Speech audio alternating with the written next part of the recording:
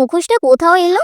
কোথায় থেকে নিল এটা? যদি জানতে চাও রাত 12টায় পুরনো স্টোর রুমে যাও। কেউ এটা পরিকল্পিতভাবে করছে, ঠান্ডা মাথায় ভাবতে হবে। তুমি শান্ত হও। কে একটা নতুন রহস্যের ঝলক দেখা গেল। অভিরা নিজের মনে বলল, এই গল্প এখানে শেষ না, এটা কেবল শুরু।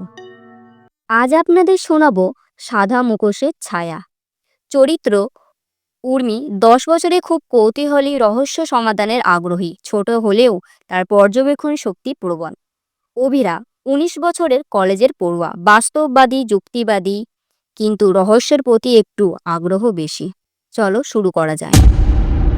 একটা নিস্তব্ধ রাত, বাইরে ঝিঝিরি বৃষ্টি পড়ছে, বিদ্যুৎ মাঝে মাঝে ঝলক দিচ্ছে, আর বাতাসে শিশিরে একটা অনুভূতি ছড়িয়ে আছে। উর্মি আর অভিরা তাদের পুরনো বাড়ির বারান্দায় বসে গল্প করছিল। হঠাৎ উর্মি পিছনের বাগানের দিকে তাকিয়ে চমকে উঠল। উর্মি চোখ বড় করে, দিদি, ওখানে কেউ আছে? অভিরা তাকিয়ে দেখে কিছু নেই। হয়তো তুই ভুল করে দেখছিস। কিন্তু ঠিক তখনই বাতাসের সঙ্গে একটা ফিসফিসানি শোনা গেল। তোমাদের সত্যি জানো না, তাই না? উর্মি ভয়ে দিদির হাত চেপে ধরল।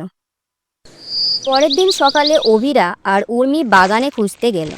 সেখানে তারা একটা সাদা মুখোশ পরে থাকতে দেখল। উর্মি, এই মুখোশটা কোথাও এলো? কোথায় থেকে নিল এটা? অভিরা মুখোশ হাতে নিয়ে, এটা নতুন না, দেখো ধুলো জমেছে, কেউ এটা অনেক দিন ধরে ব্যবহার করছে। মুখোশের একপাশে একটা অদ্ভুত প্রতীক আঁকা ছিল, দেখতে অনেকটা পুরাতন বাড়ির গোপনের চিহ্নের মতন। উর্মি আর অভিরা বাড়ির পুরনো কাগজপত্র খুঁজতে শুরু করলো। তারা একটা পুরনো ডায়েরি পেল, যেখানে সেই প্রতীক চিহ্ন আঁকা ছিল।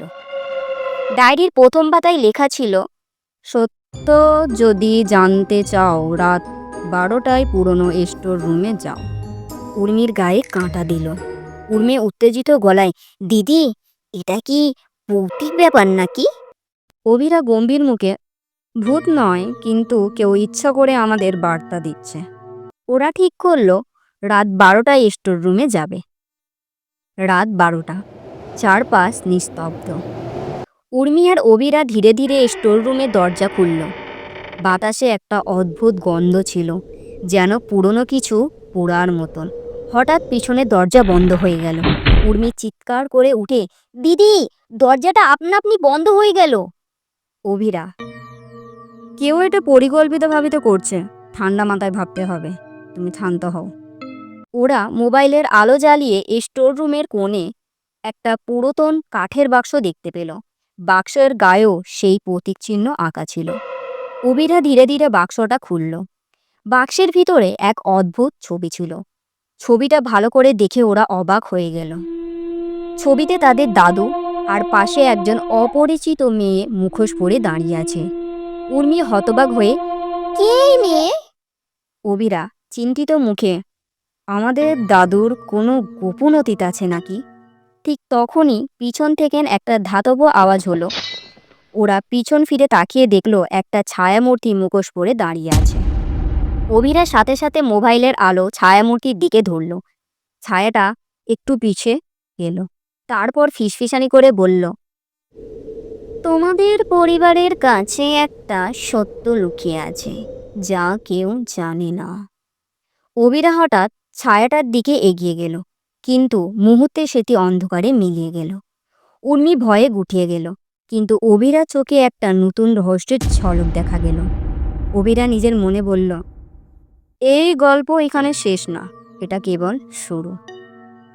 উর্মি আর অভিরা বুঝতে পারল তাদের পরিবারের একটা লুকোনো ইতিহাস আছে, যা এখনো অজানা।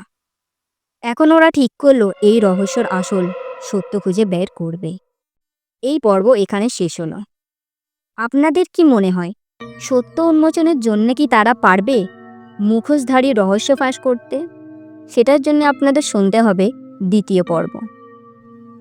যদি আমাদের গল্প আপনাদের ভালো লেগে থাকে তাহলে চ্যানেলটাকে অবশ্যই সাবস্ক্রাইব করে একটি লাইক করে দিও। আর যদি এই ধরনের গল্প পেতে চান তাহলে অবশ্যই কমেন্টে জানিয়ে দিও।